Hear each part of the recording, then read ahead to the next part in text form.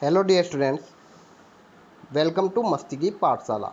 I am your computer teacher and today I will teach you something very interesting which is HTML. HTML stands for Hypertext Markup Language. So HTML is basically used for creating web pages, and as we know, a website is a collection of web pages. So it means in Mastigi Pathshala we will learn how to create a website with the help of HTML. So जैसा कि मैंने बोला कि a website is a collection of web pages. So it means कि जैसे कि आप लोगों में से सबने फेसबुक का नाम तो सुना ही होगा और काफ़ी लोग फेसबुक को यूज़ भी करते होंगे. सो फेसबुक में आप लोगों को अगर होम पेज देखना है तो आप होम वाले बटन पे क्लिक करते हैं और आपके सामने जो होम पेज है वो ओपन हो जाता है. सेम ऐसे ही अगर आपको नोटिफिकेशंस चेक करनी होती है तो आप नोटिफिकेशंस वाले ऑप्शन पे क्लिक करते हैं और सारी नोटिफिकेशंस आपको एक पेज पर शो हो जाती है. या अगर आपको अपनी फ्रेंड लिस्ट देखनी होती है तो आप फाइंड फ्रेंड वाले ऑप्शन पे क्लिक करके सिंपली फाइंड फ्रेंड वाली लिस्ट को देख सकते हैं. सो वो सब डिफरेंट पेजेस होते हैं जिनको सबको ऐड करके एक कंप्लीट वेबसाइट बनाई जाती है. सो HTML is a document that contains text. It means कि HTML में आप जितना भी वर्क करेंगे वो सब टेक्स्ट की फॉर्मेट में होगा. टेक्स्ट का मतलब क्या होता है? टेक्स्ट का मतलब होता है जो भी चीज़ें आप लिखते हैं, जो आप टाइप करते हैं, वो आपका टेक्स्ट कहलाता है. इसका मतलब ये हुआ कि HTML में ऐसा नहीं है कि आपको अगर कोई ग्राफिक्स यूज़ करने हैं या इमेजेस यूज़ करनी है या कलर्स यूज़ करने हैं तो वो आपको सिंपली आप क्लिक करके यूज़ कर पाएंगे. ऐसा नहीं है. आपको अगर कोई इमेज भी यूज़ करनी है या कोई भी कलर यूज़ करना है उसके लिए भी आपको कोडिंग ही करनी होगी. So web browsers read and display documents that contains HTML. अब जैसा कि मैंने आपको बोला कि आपको सब कोडिंग्स सिर्फ टेक्स्ट की फॉर्मेट में ही करनी होगी. तो जो आप वेबसाइट क्रिएट करेंगे आपको कैसे पता चलेगा कि क्या आप वेबसाइट कैसी क्रिएट कर रहे हैं और एक्चुअल में आपकी वेबसाइट क्रिएट होने के बाद कैसी दिखाई देगी. सो वो आउटपुट देखने के लिए आपको वेब ब्राउज़र का यूज़ करना होगा, या हम बोल सकते हैं कि वो आउटपुट हमें वेब ब्राउज़र्स की हेल्प से शो होते हैं. चाहे वो फिर कोई भी वेब ब्राउज़र हो आपके कंप्यूटर में, मोजिला फायरफॉक्स या फिर गूगल क्रोम ब्राउज़र, किसी भी ब्राउज़र का यूज़ आप कर सकते हैं. So what is needed for this series? It means के HTML को स्टार्ट करने के लिए सबसे बेसिक जो फर्स्ट चीज़ है वो आपको क्या रिक्वायर होती है? सो नोटपैड. हम सिंपली जो कोडिंग करते हैं वो वर्डपैड की हेल्प से भी कर सकते हैं और ड्रीमवेवर की हेल्प से भी कर सकते हैं, लेकिन हम आपको HTML की कोडिंग नोटपैड के थ्रू करना सिखाएंगे. सो HTML में सबसे जो इंटरेस्टिंग चीज़ है जिसका यूज़ हमें करना होता है अगर हमें कोई भी वेब पेज डिज़ाइन करना है तो टैग्स का यूज़ करना होता है. हमें काफ़ी सारे डिफरेंट टैग्स होते हैं जिनका यूज़ करके हम एक कंप्लीट वेब पेज डिज़ाइन करते हैं. तो अब हम उन टैग्स के बारे में अच्छे से रीड करेंगे. And students, I would like to tell you कि ये सिर्फ एक आपकी बेसिक वीडियो है जिसमें हम आपके बेसिक्स को क्लियर करेंगे ताकि आने वाली वीडियोज़ में जब हम प्रैक्टिकल नॉलेज आपको दे तो आपको वो इजीली समझ आ जाए, आपको कोई भी डाउट ना रहे. So angle brackets, as you can see, ये ब्रैकेट्स एंगल ब्रैकेट्स कहलाते हैं. तो जितने भी हम टैग्स का यूज़ करते हैं वो सब टैग्स हमें इन ब्रैकेट्स के मिडिल में ही लिखना होता है. पहले हम एंगल ब्रैकेट को ओपन करते हैं और उसके बाद जो भी हमें टैग का यूज़ करना है वो टैग का यूज़ करके और फिर उसको क्लोज कर देते हैं. तो डॉक टाइप। सो जैसे कि आप लोग देख सकते हैं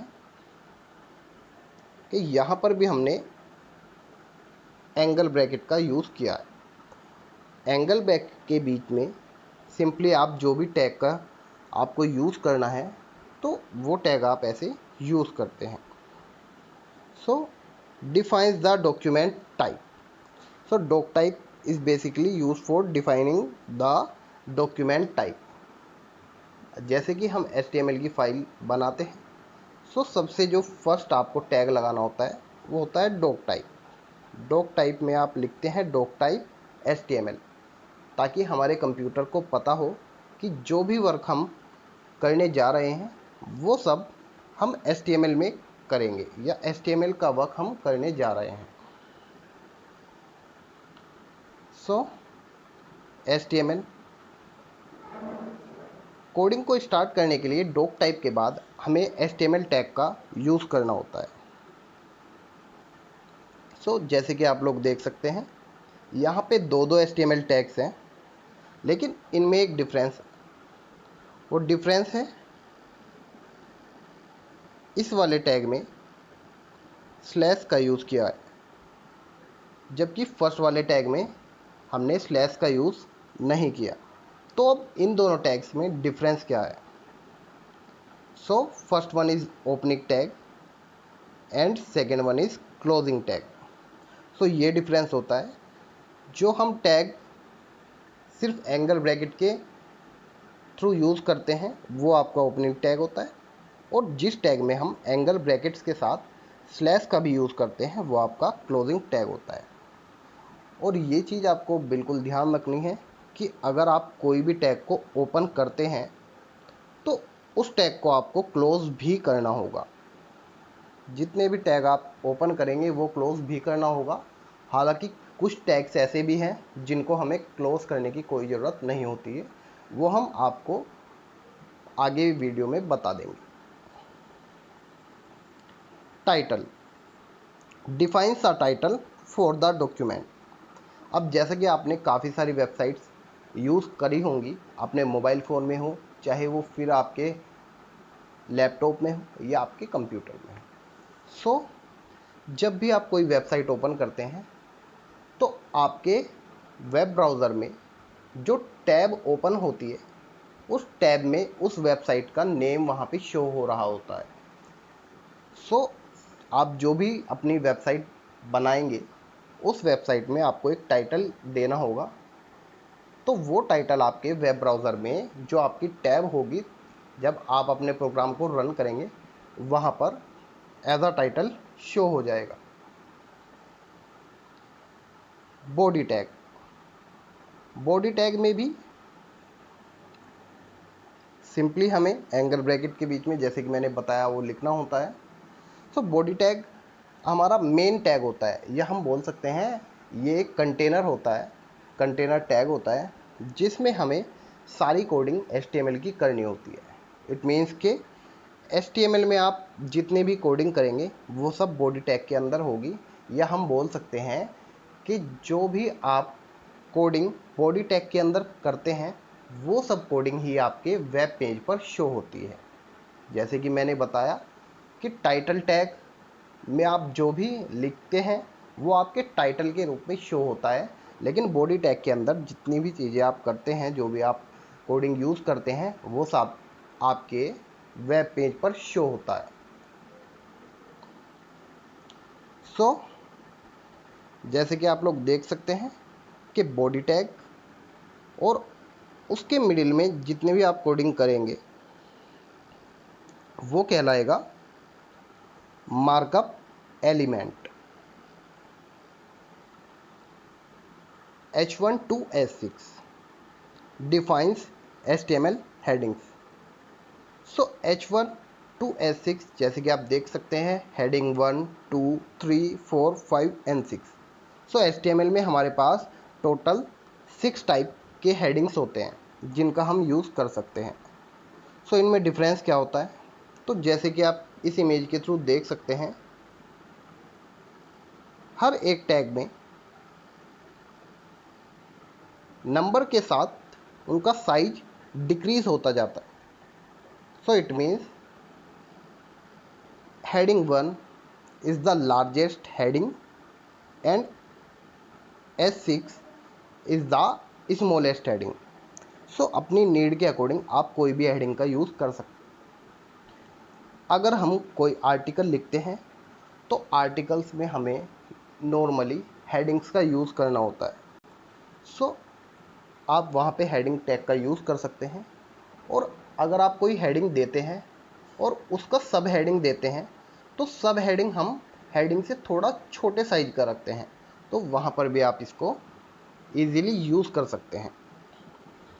पैराग्राफ।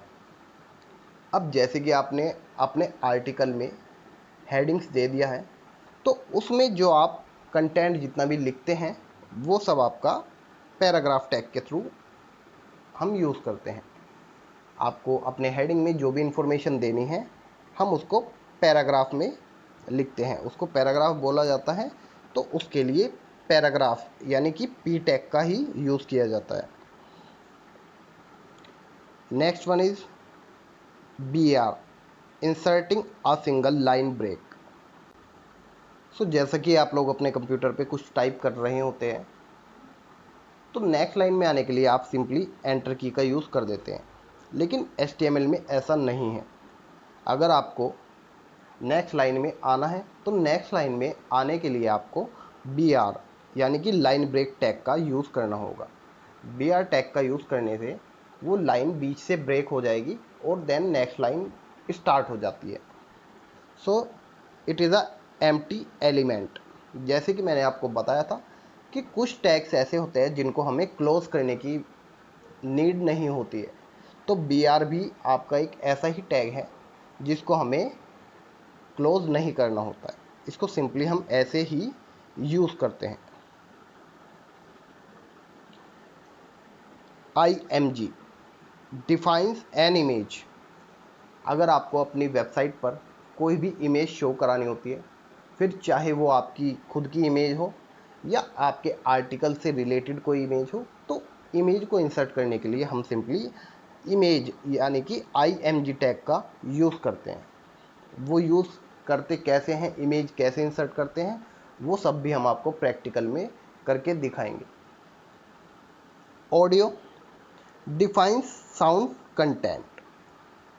जैसे कि आप लोग इमेज यूज़ करते हैं, सेम ऐसे ही आप लोग कोई भी ऑडियो, कोई भी सॉन्ग, अपनी वॉइस को भी अपनी वेबसाइट पे यूज़ कर सकते हैं या ऐड कर सकते हैं। सो उसको करने के लिए आपको ऑडियो टैग का यूज़ करना होता है। Video tag defines a video और मूवी। जैसे कि आप लोग इमेज को इंसर्ट करते हैं, ऑडियो फाइल्स को इंसर्ट करते हैं, सेम ऐसे ही आप वीडियो फाइल्स को भी अपनी वेबसाइट में इंसर्ट कर सकते हैं। जैसे कि हम लोग न्यूज़ आर्टिकल रीड करते हैं, तो न्यूज़ में पहले वो न्यूज़ होती है और फिर सेम उस न्यूज़ से रिलेटेड एक इमेज भी हमें न्यूज़ आर्टिकल में देखने को मिल जाती है।